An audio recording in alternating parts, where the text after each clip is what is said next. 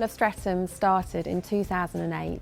It's an initiative that's trying to help local churches get together and get out in the local community to show God's love and grace.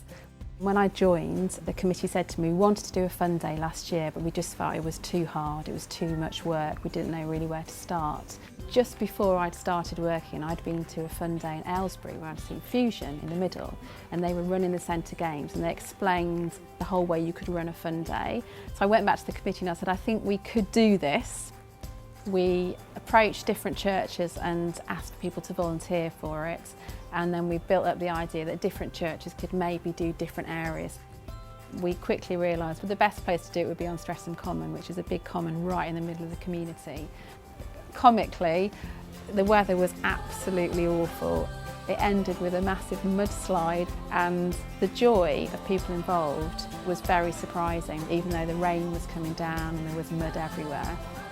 People started talking straight away, well, when we do it next year, there was an assumption this has been really good, we should do this again. The festival on the Saturday this year was bigger than last year, so I think word had got around, people had been to it last year, they invited their friends back. It was a really good progression from last year, I think, because we felt more comfortable about, we knew what to do, how to do a fun day. So I think we probably had about 2,500 people. We had a free barbecue this year. The queue was all the way along the side of the central games. It was just amazing, these kids coming up to me, how much, and just being able to say, oh, it's free, everything's free. I think hearing stories about how many people had just kept saying, how can this be free? How can the cake be free? How can the face painting be free? They were so blown away by that, and there was no catch to it. That was what I loved most. I love being able to show people what God's love is. Like, we're always wanting to tell them, but this gives an opportunity for people to see it. When we finished the festival, people just spontaneously danced. No one wanted to go, and I knew we'd really built the open crowd at that point.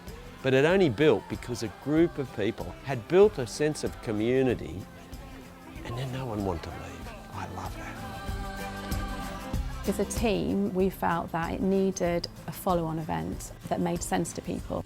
So we decided to do something the next day. We thought we could do an open-air service that families could come back to. So we started talking with Fusion, and we talked with Messy Church as well, and we realised maybe we could do something that had lots of different elements that people would feel comfortable with, but still would have Jesus in the middle of it.